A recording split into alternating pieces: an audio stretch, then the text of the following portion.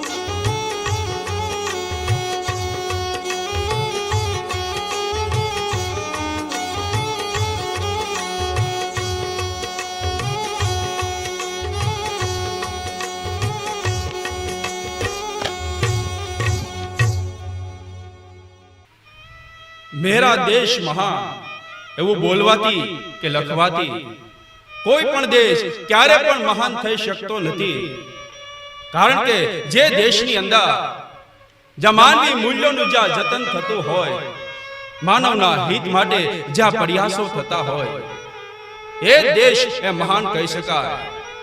ભારત દેશ આટલા માટે જ મહાન છે કારણ કે આ ભારત ભૂમિની અંદર સમગ્ર માનવના હિત માટે હજારો પ્રયાસો થયા, હજારો પ્રયોગો થયા. આટલા માટે જ આપણે ગૌરવથી કહી શકીએ કે મેરા ભારત મહાન. કોઈ પણ દેશ, કોઈ પણ રાષ્ટ્ર, તેની મહાનતા હંમેશા તેના ઇતિહાસ પર આધારિત હોય છે. ભારત દેશ આટલા માટે મહાન છે કારણ કે તેનો ઇતિહાસ મહાન છે. વિશ્વના તમામ દેશો તેનો આદર્શ બની શકે, પથદર્શક બની શકે એવા ભારત દેશને અંગ્રેજોએ જ્યારે ગુલામ કર્યો, નિર્દોષ ભારતીયોને જ્યારે કતલ કરવા લાગ્યા, એટલું જ નહીં, જેને આખા જીવનો ખર્ચી ધર્મ ગ્રંથો બનાવ્યા, આવા ધર્મ ગ્રંથોને પણ અંગ્રેજો જ્યારે સળગાવવા લાગ્યા, તેને ચારે તરફ હાહાકાર મચાવ્યો. કોઈ નથી, કશું બોલાતું નહીં. જો સામે અવાજ ઉઠાવે તો અંગ્રેજો તેને મોતને ઘાટ ઉતારી દેતા. કોણ સામે ચાલી અને મોતને ભેટવા માટે તૈયાર થાય? ચારે તરફ તેને હાહાકાર મચાવ્યો. ભારતીયો સાથે મન ફાવે તેમ વર્તન કરવા લાગ્યા. તેવા સમયે જે વર્ગની અંદર રાષ્ટ્રીય સંવેદનાઓ ભરેલી હતી, દેશ માટે, રાષ્ટ્ર માટે, માનવના હિત માટે કઈ કરવાની તમન્નાઓ હતી, એવા લોકોએ આવા દ્રશ્યો જોયા. હૃદયની અંદર આગ લાગી, જે ક્રાંતિ રૂપે પ્રગટ થઈ અને દેશની આઝાદી માટે, માતૃભૂમિની મુક્તિ માટે, લોકોને આવા ત્રાસમાંથી મુક્ત કરવા માટે ને તેને આખા જીવનો તેની પાછળ તેને ખર્ચી નાખ્યા. એટલું જ નહીં, આઝાદી યજ્ઞની વેદીની અંદર કઈક વિરલાઓ એ હોમાઈ ગયા. તો ઘણી મહિલાઓએ પણ આ દેશની આઝાદી માટે, માતૃભૂમિની મુક્તિ માટે આ હોમ કરી આઝાદી યજ્ઞની વેદીની અંદર એ હોમાઈ ગયા. તો પોતાના ત્યાગ, સમર્પણ અને બલિદાનો આપી તેને અનોખો ઇતિહાસ સર્જ્યો, અજોડ ઇતિહાસ સર્જ્યો કે ક્યારે ભૂલી ન શકાય, ક્યારે વિસરી ન શકાય. એટલું જ નહીં, સુવર્ણ અક્ષરે લખી શકાય એવા ઇતિહાસનું સર્જન આઝાદીના લડવૈયાઓએ એ નિર્માણ કર્યું. ઈસવીસન 1857 મે મહિનો, મધ્યપ્રદેશના રામગઢ વિસ્તાર, તે વિસ્તારની અંદર એક અનોખી ક્રાંતિ સર્જાય. એ ભૂમિની અંદર ક્ષત્રિયોનું સૌ પ્રથમ વખત સંમેલન ભરાયું. પણ મહત્વની વાત તો એ હતી મિત્રો, તેમાં અગ્રસ્થાને એ ભારતીય એક નારી હતી. તેની કુમારી કઈ જુદી હતી કે સૂરજ ચાંદ નયનમાં છે, જુલ્ફે રજની બાંધી છે. સૂરજ ચાંદ નયનમાં છે, જુલ્ફે રજની બાંધી છે. આમ તો છે ફૂલ સમી, પણ ચાલે ત્યારે આંધી છે. આવી આંધી સમાન ભારતની એક આર્ય નારી તેનું નેતૃત્વ સંભાળતી હતી, જેની નસે નસની અંદર રાષ્ટ્ર પ્રેમ, દેશ પ્રેમ વહેતો હતો. એની ઉંમર નાની હતી પણ અરમાનો મોટા હતા. ઉંમર એની નાની હતી પણ અરમાનો મોટા હતા. દેશને આઝાદ કરવાના એના સપના હતા. રોકી શકેના વિશ્વની એક પણ સત્તા એને, કારણ કે તેના રોમે રોમમાં રામ રમતા હતા. જેની નસે નસની અંદર રાષ્ટ્ર પ્રેમ વહેતો હતો, જેના હૃદયની અંદર રાષ્ટ્રીય સંવેદનાઓ એ ભરપૂર હતી. આવી ભારતની એ આર્ય નારી કે જેને આ ભારત ભૂમિની અંદર સૌ પ્રથમ વખત ક્ષત્રિયોનું સંગઠન તેને તૈયાર કરી, ક્ષાત્ર વૃત્તિ જાગૃત કરી, રાષ્ટ્રીય કાર્યમાં જેને નિમિત્ત કર્યા. એટલું જ નહીં, આખા ભારત દેશને નેતૃત્વ કરવાની જેની ક્ષમતાઓ છે, એવી ભારતની આર્ય નારી કે જેને ઘણા બધા રજવાડાઓને એકત્ર કરી આખી બ્રિટિશ સરકારને જેને પડકાર ફેંક્યો, આખી બ્રિટિશ સરકારને જેને મૂળમાંથી અસમસાવી દીધી. એટલું જ નહીં, અનેક અધિકારીઓની જેને ઊંઘ હરામ કરી દીધી, જેને ચારે તરફ હાહાકાર મચાવ્યો. આવું પરાક્રમ કરનાર એ ભારતની આર્ય નારી એ કોઈ સામાન્ય નહોતી. ભારતની મહાન વીરાંગના હતી કે જેનું નામ હતું મહારાણી અવંતીબાઈ લોધી. તેનો જન્મ મધ્યપ્રદેશના સિવિલ જિલ્લાના મંકોડી ગામ તારીખ 16/8/1831 માં થયો હતો. પિતા સુફા રાવ સિંહ, એમ કહેવાય છે કે એ મોટા જમીનદાર હતા, મોટા ખેડૂત હતા. રાણી અવંતીબાઈ એમ કહેવાય છે બાળપણથી બુદ્ધિશાળી, ચતુર, ચાલાક, સાહસિક, હિંમતવાળા અને સ્વાભિમાનવાળા હતા. એ બાળપણમાં ઘોડેસવારી, તલવારબાજી, જંગબાજી, નિશાનબાજીમાં એ પારંગત બન્યા. એ સારા એવા યોદ્ધા બન્યા. એ ઘણી વખત એ ઘોડા ઉપર સવાર થઈ પોતાના ગામમાં, આજુબાજુના ગામમાં, મોટા શહેરોમાં પણ એ ફરવા માટે જતા. ખેડૂતની દીકરી આવી રીતે ઘોડા પર સવાર થઈ, કમરમાં કટાર લઈ અને ફરતી હોય તો કેવું અજુગતું લાગે. આવા લોકો એ સમાજમાં નવી ક્રાંતિ અને નવા ઇતિહાસનું સર્જન કરતા હોય છે. અવંતીબાઈ લોધી એમ કહેવાય છે, જ્યાં જ્યાં ફરતા, જ્યાં જ્યાં અન્યાય લાગે, અધર્મ લાગે, તેની સાથે તે સંઘર્ષ પણ કરતા. આવી શૌર્ય ગાથા એની ચારે તરફ એ ગવાવા લાગી. તેવા સમયે રામગઢના રાજા વિક્રમાદિત્ય તેના કાને આ શૌર્ય ગાથાના એ સૂર અથડાયા. તેનાથી તે આકર્ષાયા, તેની સાથે લગ્ન થયા. તેનો સંસાર ખૂબ સુખી હતો. સમય જતા તેને ત્યાં બે દીકરાનો જન્મ થયો, અમાનસિંહ અને શેરસિંહ. પણ એમ કહેવાય છે કે વિક્રમાદિત્ય ઈશ્વરવાદી હતા, આધ્યાત્મવાદી હતા. વધારે સમય આવા કાર્યોમાં તે વિતાવતા. માનવી જીવનની ખરી પહેચાન કદાચ આને જ કહી શકાય. કારણ કે આહાર નિદ્રા ભય મૈથુન ચ પશુભી નરણમ ધર્મે હિતેશામ અધિકો વિષહ ધર્મહીન પશુ સમાના. આહાર નિદ્રા ભય મૈથુન ચ, આ ચાર વાતો પશુ અને માણસની અંદર એક સમાન હોય છે. ધર્મ હિતેશામ અધિકો વિષહ, ધર્મથી જ માણસ પશુ કરતા અલગ પડે છે. માણસમાંથી જો ધર્મને બાદ કરવામાં આવે તો ધર્મહીન પશુ સમાના, એ માણસ પશુ સમાન કહેવાય. કદાચ માનવી જીવનની ખરી પહેચાન આને જ કહી શકાય. અને આ જગતની અંદર જે વ્યક્તિ ધર્મનું કાર્ય કરતા હોય, સંસ્કૃતિનું કાર્ય કરતા હોય, તેના પ્રત્યે હંમેશા આદર ભાવ હોવો જોઈએ. કારણ કે તેના પ્રયાસોના કારણે આ સમાજની અંદર માનવતાનું બેલેન્સ એ જળવાઈ રહેતું હોય છે. રાજા વધારે સમય આધ્યાત્મમાં વિતાવવા લાગ્યા. યોગ સાધનાની તમામ સિદ્ધિઓ તેને આત્મસાત કરી અને વધારે સમય એ ધ્યાન ક્રિયામાં પણ વિતાવવા લાગ્યા. સાંસારિક બંધનો તમામ છૂટી ગયા. અને એવું કહેવાય છે કે જે વ્યક્તિ આધ્યાત્મિક ટોચની સિદ્ધિએ જ્યારે પહોંચે છે ત્યારે સમાજ તેને ઓળખી શક્યા નથી. કારણ કે નરસિંહ મહેતા અને સંત તુકારામ, તેને સમાજે એ પાગલ કહ્યા, મીરાબાઈને દીવાની કહે. કારણ કે મોતી સબ એક નંગ એક में अमूल नंग, मोती सब एक नंग एक में अमूल नंग, मिलेगा जवेरी तो कीमत कर जानिए. कहे बिरबल सुनो से अकबर, आदमी को तोल एक बोल में पहचानिए.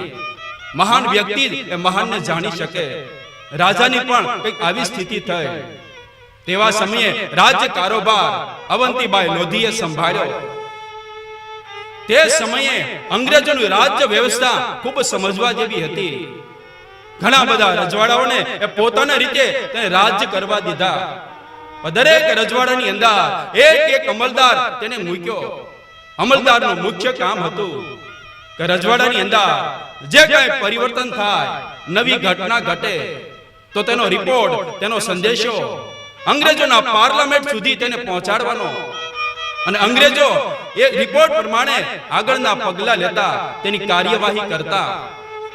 અંગ્રેજોનો આ અમલદાર મૂકવાનો એ પાછળનો હેતુ હતો કે પોતાનું સામ્રાજ્ય આગળ વધારવું. અંગ્રેજો અલગ કિમિયાઓ રચી, અલગ કાયદાઓ રચી અને રજવાડાઓ એ પોતાની અંદર એ સામેલ કરવા લાગ્યા. પોતે કાયદા બનાવે અને બીજા પાસે જબરદસ્તીથી તેનું અમલ કરાવે. તેવા સમયે રામગઢની અંદર પણ એક અંગ્રેજ અમલદાર એ રહેતો હતો. તેણે પાર્લામેન્ટ સુધી એક સંદેશો મોકલાયો, એક રિપોર્ટ મોકલાયો કે રામગઢના રાજા વિક્રમાદિત્ય અસ્થિર મગજના થયા. રાજ કારોબાર સંભાળી શકે તેવી તેની સ્થિતિ નથી. તેના બાળકો પણ નાના છે. આવો સંદેશો મળતા બધા અધિકારીઓ એમ કહેવાય છે ખૂબ આનંદમાં આવી ગયા.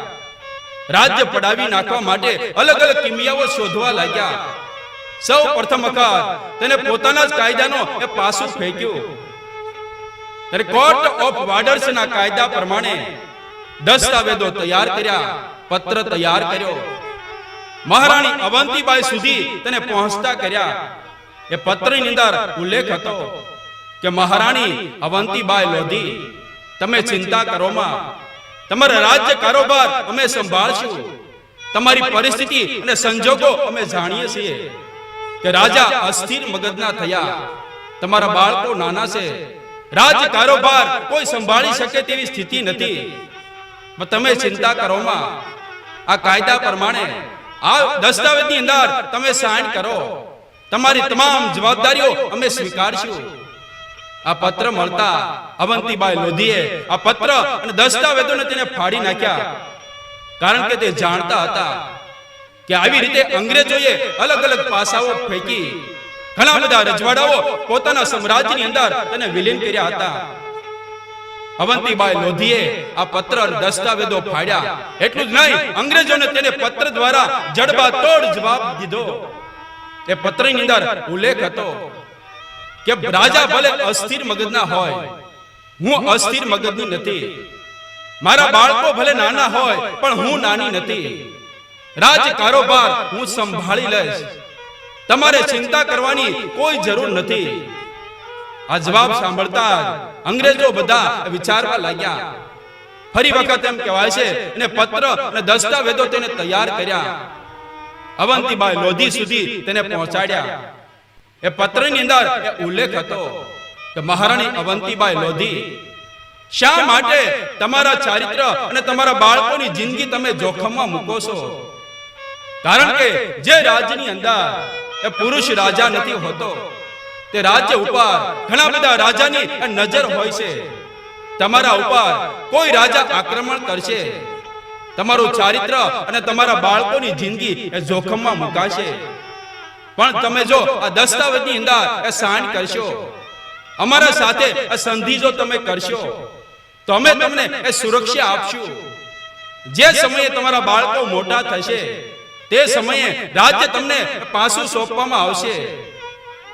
અવંતીબાઈ લોધીએ ફરી પાછા એમ કહેવાય છે પત્ર અને દસ્તાવેજોને ફાડી નાખ્યા અને ફરી વખત તેને જડબાતોડ જવાબ દીધો કે અમે અમારું રક્ષણ કરવા માટે અમે સમર્થ છીએ. અમારે કોઈના મદદની અને કોઈના રક્ષણની જરૂર નથી.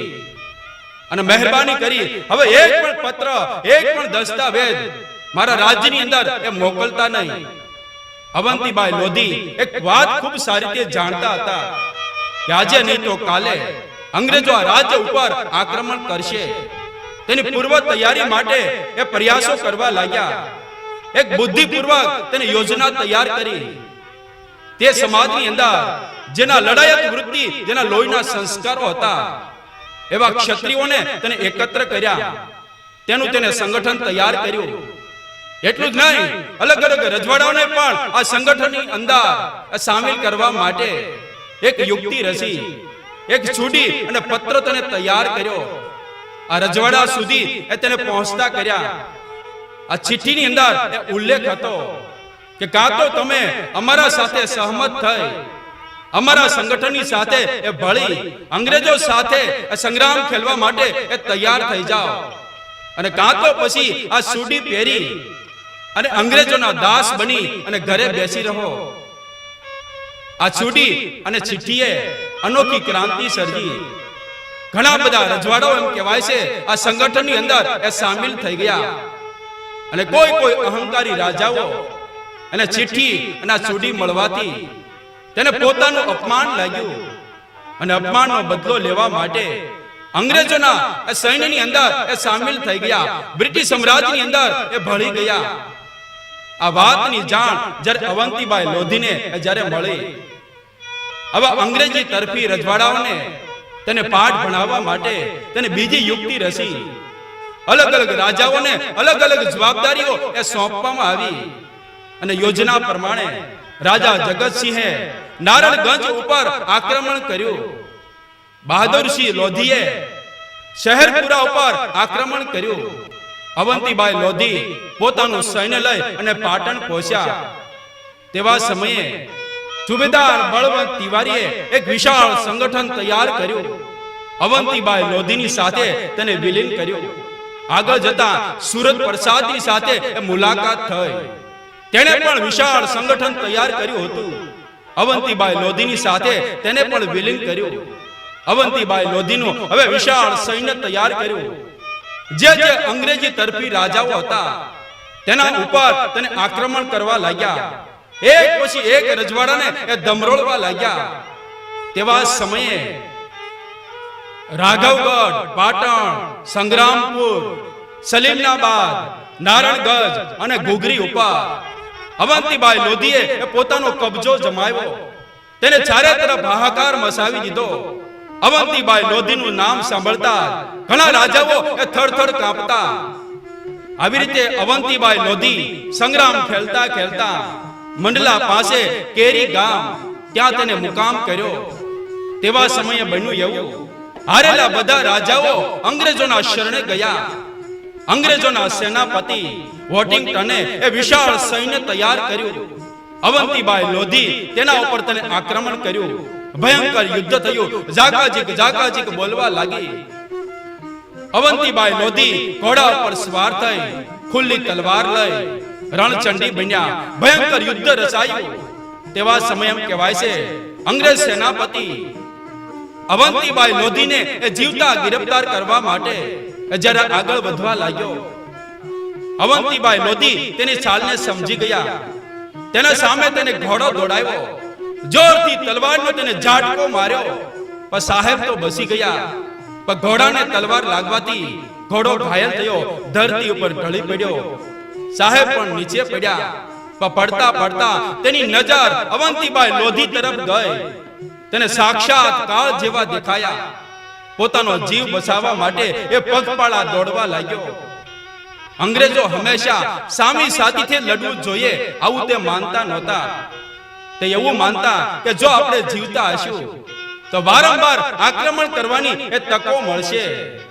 અને ઇતિહાસ સાક્ષી છે કે અંગ્રેજોને જ્યાં સુધી એ વિજય ન મળે ત્યાં સુધી હંમેશા તે આક્રમણ કરતા રહે. તે યુદ્ધની અંદર અવંતીબાઈ લોધીનો એ વિજય થયો. આ ઘટનાથી આખી બ્રિટિશ સરકાર એ ધ્રુજી ગઈ. અવંતીબાઈ લોધીનું નામ હવે ચારે તરફ ગુંજવા લાગ્યું. કહેવાય છે કે અવંતીબાઈ લોધીનું નામ ઇંગ્લેન્ડ સુધી પહોંચી ગયું. તેવા સમયે અવંતીબાઈ લોધી ફરી પાછા પોતાના રાજ્યની અંદર એ પાછા ફર્યા. અંગ્રેજોએ આ રામગઢ ઉપર આક્રમણ કરવા માટે એ પૂર્વ તૈયારીઓ કરવા લાગ્યા. બહારથી વિશાળ સૈન્ય તેને મંગાવ્યું. આધુનિક શસ્ત્રો મંગાવ્યા. લાંબી રેજની તોપો મંગાવી. અને તેની યોજના હતી કે રાત્રિના સમયે રામગઢ ઉપર તેને આક્રમણ કરવું. તેનું સૈન્ય ત્યાંથી નીકળી ગયું. આ સમાચાર જ્યારે અવંતીબાઈ લોધીને જ્યારે મળ્યા તેવા સમયે અંગ્રેજોના સૈન્યની શક્તિને, તેના દારૂખાનાને નષ્ટ કરવા માટે બુદ્ધિપૂર્વક તેને યુક્તિ રચી. રાતોરાત તેને રામગઢ ખાલી કર્યો અને દરેક ઘરની અંદર એક દીપ તેને પ્રગટાવ્યો. જોનાર વ્યક્તિને એવું જ લાગે કે બધા શાંતિથી સૂતા છે. રાત્રિના સમયે અંગ્રેજો પોતાનું સૈન્ય લઈ અને ત્યાં પહોંચી ગયા.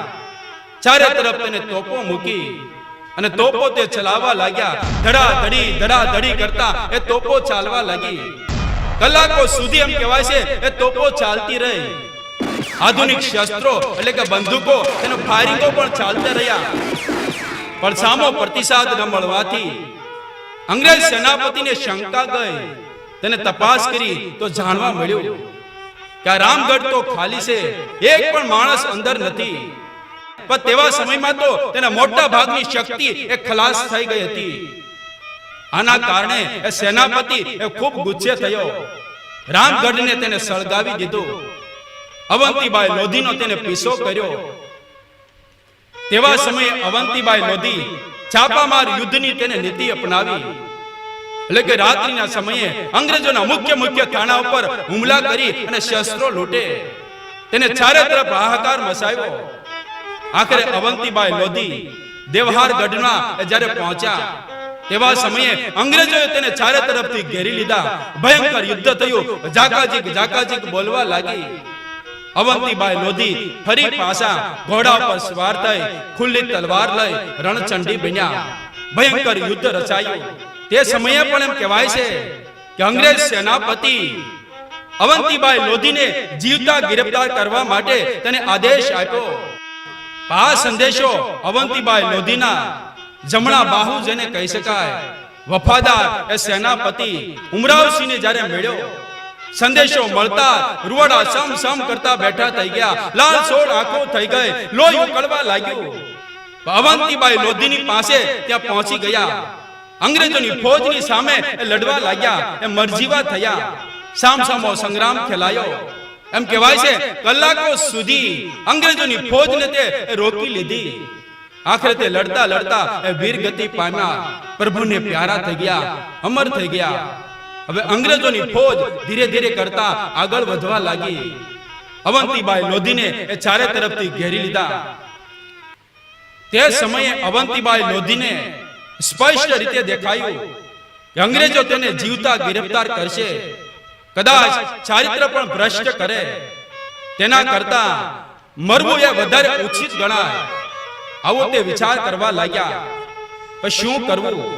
આ જગતની અંદર જે લોકો પોતાના પ્રાણ કરતા પણ વિશેષ મહત્વ એ ચારિત્રને આપતા હોય, સમય આવે તો ચારિત્રના રક્ષણ માટે પોતાના પ્રાણની પણ આહુતિ આપવા માટે જે વ્યક્તિ તૈયાર થઈ જતા હોય, તે વ્યક્તિ એ ચારિત્રની એ કિંમત સમજી શકે. આ જગતની અંદર આવા ચારિત્રવાન વ્યક્તિના જ ચરિત્રો, તેના ઇતિહાસો રચાતા હોય છે. અવંતીબાઈ ઘોડા ઉપરથી નીચે ઉતર્યા, સૂર્ય સામે દ્રષ્ટિ કરી તેને નમસ્કાર કર્યા. તેને ભારત ભૂમિને પણ અંતિમ પ્રણામ કર્યા અને તેને તલવાર ખેંચી અને જોરથી પોતાના પેટમાં તેને ભોંકી દીધી. શરીરની આરપાર તલવાર નીકળી ગઈ, લોહીની શેરો વસૂટવા લાગી. તે સમયે અંગ્રેજોએ પોતાનું યુદ્ધ તેને બંધ કર્યું. ચારે તરફ યોદ્ધાઓ બધા ગોઠવાઈ ગયા. મધ્ય ભાગની અંદર ભારતની મહાન વીરાંગના એ તડફડિયા મારતી હતી.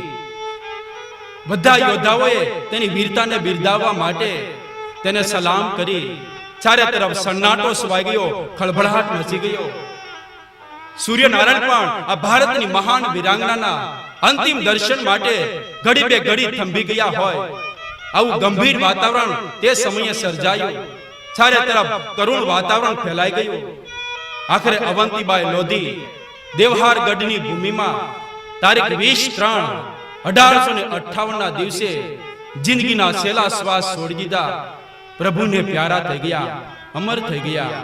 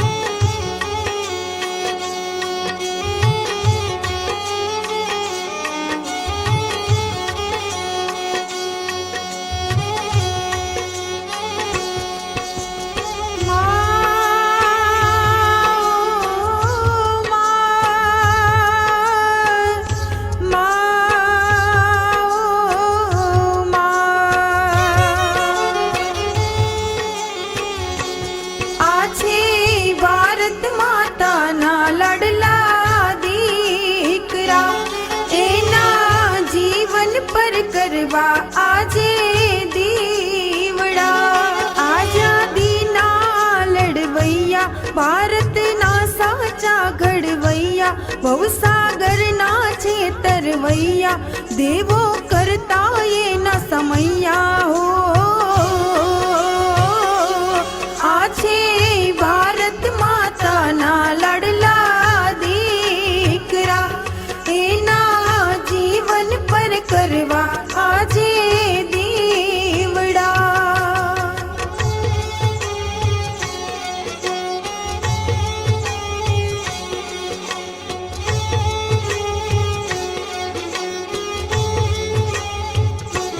પાવનકારી આ રસધારા ક્રાંતિકારી ગૌરવ ગાથા પ્રભુના છે લાડકવાયા લાખો વંદન છે અમારા હો આ છે ભારત માતાના લાડલા દી જીવન પર કરવા આજે દીવડા.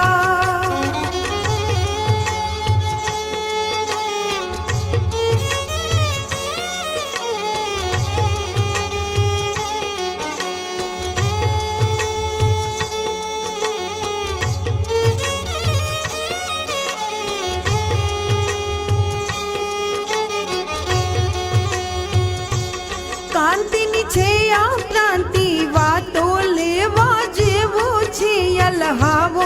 ભારતનો છે આ ખજાનો, માણીએ તો લાગે મજાનો.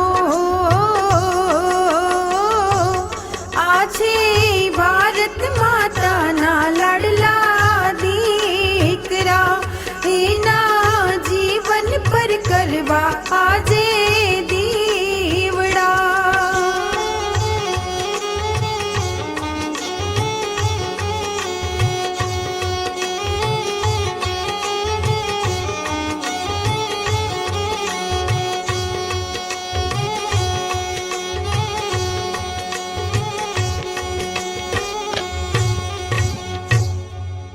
वंदे मातरम। भारत माता की जय।